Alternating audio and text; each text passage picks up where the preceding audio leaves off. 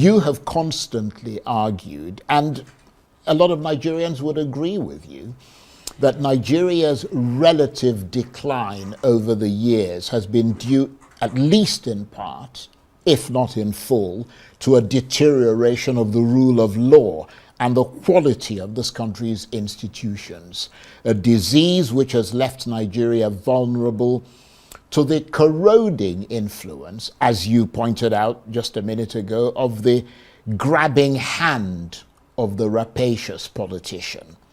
Could it be said that the rule of law is one of the biggest challenges facing the leaders of this country? Yes. But to make matters even simple for you, is just to put it very, very shortly, the quality of leadership in Nigeria has fallen to the ground. I'll quickly give you 2 examples. I'm not making it up. There is electronic evidence everywhere. A highly placed official of this government said, let everywhere burn. And the next day there were bombings in that state. A serving minister said, let the whole place burn. Please, go back to the 1980s. During President Babangida's time, a military governor just made a passing statement that if he were in service in 1966, he would have joined the coup. Immediately relieved of his commissioning, and that was it. Immediately. This minister who said, let the whole place burn, right now is waxing stronger and stronger and stronger in government. The Nigerian people are not calling for his head because he's too rich, he's too powerful. The president and the vice presidents are so incompetent, they are carried away by their 2027 agenda and the relationship between themselves, that they cannot call a highly placed cabinet member who says, let the whole place burn, for God's sake. Is this leadership? Is this the kind of leader he should have? He is so powerful that as I speak here, I should be concerned of what he can do and he can't do. Is this leadership or is this brigandage? Well, I'll give you another example of how bad leadership has become, the way leaders think. Peter Obi gave scholarship, together with me, gave scholarship to a 17-year-old tricycle rider who returned 15 million found. And another elected official stood up and donated 250 million. $250 million, because Peter Obi and I gave scholarship, thinking that money is all about it. Why wouldn't such people go and steal the resources of their country, or of their states, or of their country? Leadership has crashed. The quality has crashed. Well, let me take Rule of law. Rule of law means nothing. Sure.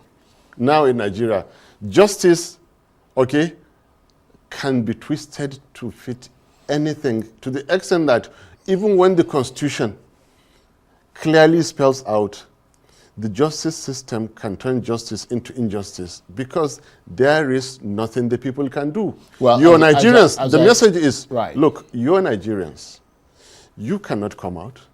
You cannot challenge. You cannot defend your democracy. So we will do what we want to do. Do you agree with what Datti Baba-Ahmed said? President Bola Tinubu and his Vice President Shettima are so incompetent.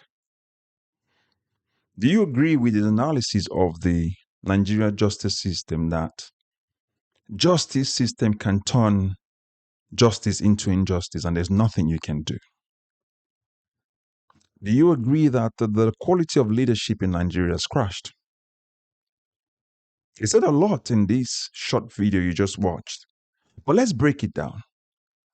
I want you to watch this to the end. But if you're meeting this for the first time, like, share, and subscribe. And if you've been following us and you've not subscribed yet, please do so. Again, I ask you, based on what Datti Ahmed said, do you agree that the quality of leadership in this country has crashed? Do you have faith in our justice system? When you look at our judiciary, what do you think about it? what level of grading would you put it or give it? What sort of leadership do you think that this current APC government, led by Bola Tinubu and the Vice President Shettima, are giving to Nigerians? Datti Ahmed said they are both incompetent.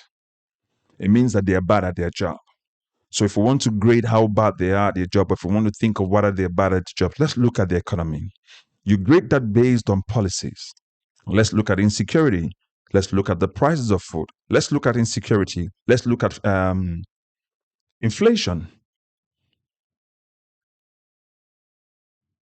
How do you grade this current government or the previous APC government? Or maybe you want to go back again to the PDP government. But now APC is in power, and they've been in power for 12 years. For 10 years rather. So the question I'm asking you is, if you look at all of these gradings, because that's how the conversations we have here, they are intelligent, right? So you base that based on policies. Look at the quality of lives of Nigerians. That's how you know whether or not a government is competent or not. So based on these indices that I've listed right now, or these parameters rather that I've listed right now, how would you grade the current government? Would you say Datti Ahmed's grading or categorization of this current administration is wrong? Or would you then still argue that they cannot perform miracle because of the way Nigerian works? There was gross incorruption mismanagement during the Buhari's time, and there's something as worse as that right now in the APC of Bola Tinubu. So, but I ask you this question again, because we need to have this deliberation in the comment section. Do you really agree with him? Because I speak to both. Remember, there are a lot of people on this channel that support Bola Tinubu and they don't support Bola Tinubu. So we're talking as we're having conversation, because the idea is that we want to make conversation about policies and what the administration, whatever government it is, what they're doing for the people. Datti Ahmed Baba says that leadership has crashed in Nigeria. And this is how you know, because it said that this person in question he was talking about is so highly placed, he wondered what he could do to him. And this is what happens in Nigeria, because in every other Western country, you can criticize, for example, Trump. It will do nothing because he's employed by the people. You can go to the United Kingdom, for example, and you can criticize Keir Starmer. And then there's nothing he can do because he's employed by the people. You can criticize Emmanuel Macron, the same country that Tinubu is at the moment. There's nothing he can do because the people employed him and they have a right to criticize him. Because take it like this. Your employer has a right to criticize your job because they employed you. They can critique your work and say you're bad at your job. And then use your job to actually go and get better, not shut you down and lock you up. So what Datti Baba-Ahmed is saying is that I'm criticizing this person on national TV and I wonder what they can do to me because they're so highly placed. So that's the kind of quality of leadership he's talking about. He called them rapacious. And he says that they practice something he described as brigandage. When you give somebody 250 million, you have to first of all ask the question, where did you get that money from? And the Nigerian system is such that you can just gift money out without recourse for anything. Meaning that nobody will ask you where you got that money from. In every other country where issues of corruption, money laundering is a big deal, you have to give account of that. Do you understand? So that's why these people can just take your monies and give them out whichever way they like. They don't care. For example, Wike said that he bought the electoral form for all the people that contested for the election in 2023 for PDP in his state. I've asked this question before. How come did INEC never prosecute that case? Or EFCC, for example. How come? When one man completely openly tells the entire nation, I did it for them, where did he get the money from? Remember, this is no different from Yaya Bello, taking the state's money and paying for his children's tuition fee up until secondary school. But this man takes that same money, pays for electoral reform. That's why the lawmakers in Rivers State are beholden to Wike, not to the people. So I've asked you all these questions. What do you think? Listen, it's the same Wike that said that Peter Obi is a social media president or candidate and that you can never win election because they understand that the system allows them to steal election without any recourse for anything.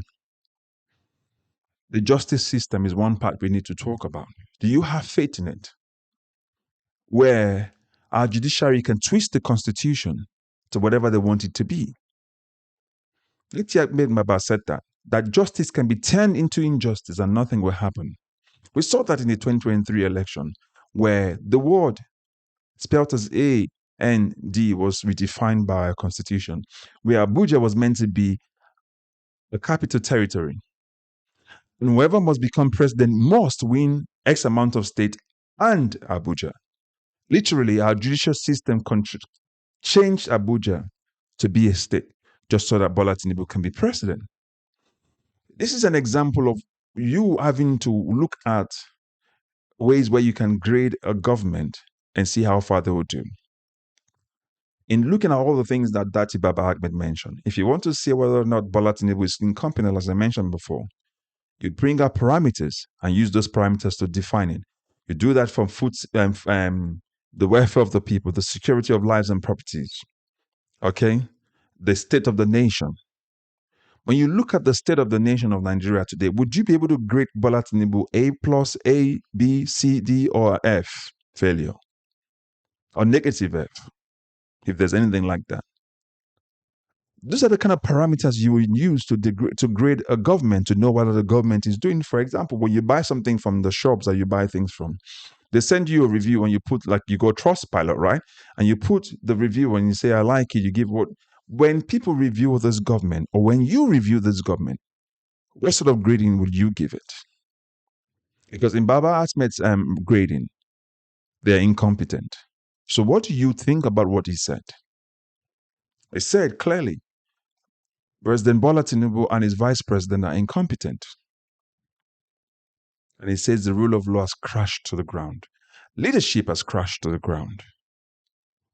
It's where we are at the moment. And they make mention of this because they know that as Nigerians, we will do nothing. They know that we will do nada. So they will do whatever they want, regardless of however they want it, and they will get away with it. All these permutations you see them doing for 2027, it's not because they take into consideration that the vote of the people will count, because they've ruled us out already. They've known the fact that they will rig the election and get it to court, and the court will certify them as a winner. That's when we talked about the judiciary system being corrupt, where it turns justice into injustice. Take the case of that guy who defended himself in his farm. And then the Supreme Court just said, well, he needs to be sentenced to death. Take a case of that. But human lives have no value in a country like ours. That's where we find ourselves today. The things that we see today, they are not by mistakes. They were done on purpose. Let's don't fold our hands anymore. 2027 is coming. It means a lot to you, to your family, and to your future. Be prepared for it. Canvass to get more people to be registered to vote. If not, you will not have food to eat next. If not, you will not have a place called your home anymore. You see this banditry thing you've seen is going all the way to other states.